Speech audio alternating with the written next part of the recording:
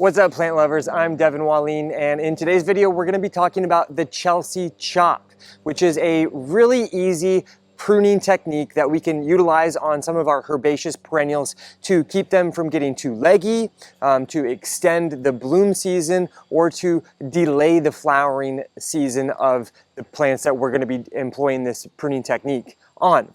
Now, it's called the Chelsea chop because it's a technique that it generally coincides with when the Chelsea Flower Show is over in London, England, which is typically the end of May or early June. Now, this method, it really, when you do it, depends on where you live, of course. If your zone is not going to be the same as in London, your growing season isn't going to be the same as theirs is. For me here in Westchester, Pennsylvania, Zone 6B, the time for me to do this is in the middle of May right now, once we've seen some nice vegetative growth on our plants.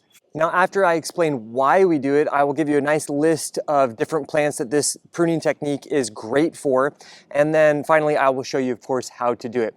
Now, the reason we like to do this pruning technique in the late spring or maybe even the early summertime is because some plants tend to get really leggy. By the time they're, at the end of the season, if you don't do this technique, they could get really splayed out. I'm here with some chrysanthemums, and I employed this technique last year. I have 3 plants. I cut one of them back by about 2/3. I cut one of them back by half, and then the third one I didn't cut back at all. And you can see this third one is totally splayed out by the time they started to really flower, and it was just kind of a little bit of a mess. So doing this technique is great for plants that get a little bit tall, a little bit leggy, typically ones that need pruning, or if you just simply want to keep your plants more compact.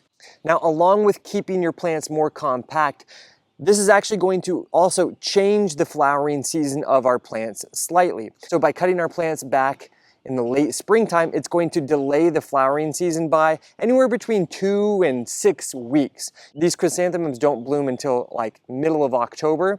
I employed this technique last spring, and instead of blooming in mid-October, they bloomed in early November. On the flip side, if you have a summer blooming plant like an Echinacea that typically blooms in the middle of summertime, if you do this, you're going to delay that flowering season by 4, 6, maybe even 8 weeks. So by utilizing this technique, we can sort of manipulate when certain plants will flower. And that can, if you're a designer, that can be very helpful to kind of create these nice combinations of different plants blooming at the same time, different colors that really complement each other. And we could also extend the flowering season of certain plants in our garden by, instead of just chopping back the entire plant, maybe we just chop back the outermost stems so that the outermost stems bloom later, the inner ones bloom earlier, and then you have this extended bloom season. And the reason I love this technique is because it will keep our plants much more compact. By cutting them back, it's going to encourage a lot better branching instead of just that end of the stem growing from what is called apical dominance. Typically, plants just grow from that very end because that's where those hormones reside. But by cutting it back, it's going to spread those hormones so you get really nice branching and a much more compact plant.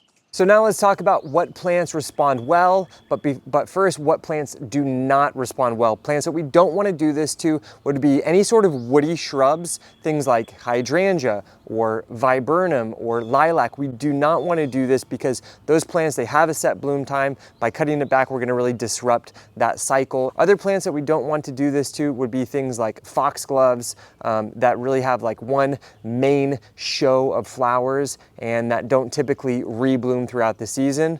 Iris is another one that you do not want to cut back. There's not going to be any real added benefit from doing this. There's not going to be any branching from your iris, as you probably know.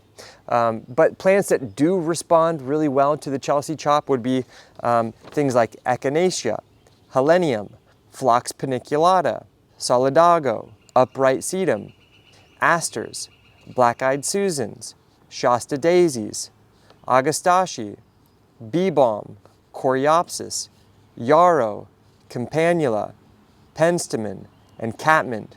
And you can do some more research to find any even larger lists. I know there's a few books that have really extensive lists on plants that really appreciate the Chelsea chop. Now, one thing you should note is that when you employ this method, Oftentimes the flowers will get a little bit smaller once they do bloom, but you'll have more of them. So that can be a really nice added benefit. Okay, so now that we know what it is, why we do it, and what plants respond well, how do we actually do this method? Well, there's two main ways of doing it. You can either chop back the entire plant by between 1/3 and 2/3 of the entire plant material, or you can simply chop back the outermost plant material by like 1/3 to 1/2. And that second technique is how you will extend that flowering season in your garden. So as you can see, this first one I cut back almost all the way, and it's really nice and compact, beautiful with those flowers. Now the second one I cut back by 1/2, and it still grew quite tall. So if you like a little bit of a taller look, a nice free-flowing look, maybe don't cut it back quite as hard. But the one that I didn't cut back at all, it was totally splayed out in the middle, and it was just kind of ugly. I really didn't like it. So if you want to do the method where you're just going to cut around the outside, it's super easy. You just take your nice sharp shears and you honestly just start trimming back some of these outermost stems. Really nothing too complex about it. And this method is quite nice because you won't be left with any sort of big gaping hole in your garden like you might from the other one. You probably won't even notice that you have some stems that have been cut back. And I would recommend you can cut the very front back by 1/2, and then the next layer by 1/3. And then you can have a nice staggered appearance. And this was actually quite nice because these front stems will be shorter, and then those ones in the middle, they won't get splayed out because they'll be supported by these ones on the outside that are going to be regrowing. So that is actually a pretty lovely way of utilizing the Chelsea chop. So it's really just that simple, and you can see not much, it doesn't really lose any substance in the garden. It still looks nice and full all the way around. And just these middle sections I left untouched. Everything else I chopped back by either 1/3 or 1/2, and that one's good to go. Now this one, because it did get so splayed out, I'm gonna show you guys what this looks like once we cut it back by about almost 2/3. And it's actually gonna be nice because I have some gladiolus bulbs that I planted here, mistakenly too close to this plant. So by doing the Chelsea chop, it's gonna allow those gladiola bulbs to really kind of be more showcased while this guy is regrowing. In this instance, we're just gonna, one by one, cut these stems back, making sure not to cut any of the other plant material. Now, I should have gloves on. Anytime you're pruning, shearing, it's always a safe bet to have gloves on.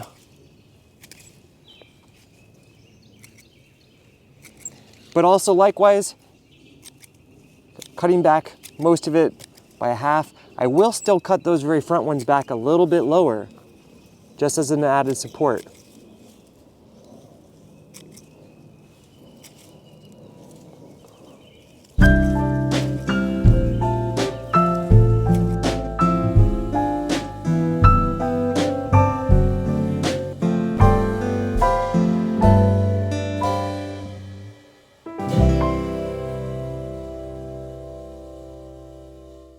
And there you have it. It doesn't look horrible. These stems will start to regrow very soon, so it won't look like this, like a deer just came and ate everything within like 2 weeks. It should start to have some new growth and fill it back in. And in the meanwhile, my gladiolas will get a little bit more action from the sunlight. So this is another way that we can employ the technique.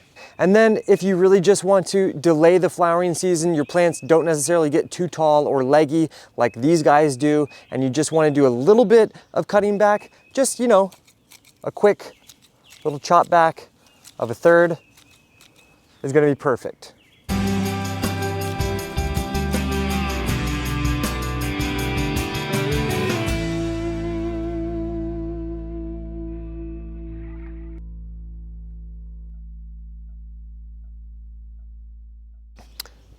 And then remembering to cut back that very front layer just a little bit more for an added roundness and support.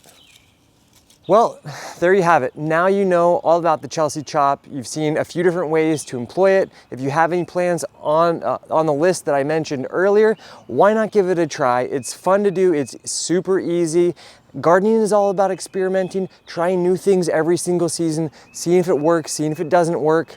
And if you do have any questions, whether or not a plant in your garden might be applicable to the Chelsea chop, make sure to leave it in the comment section below and I'll do my best to respond to each and every one of those comments.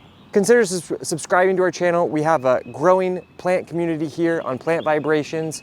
We bring plant related content every single week. Thanks for joining me. I'll catch you soon.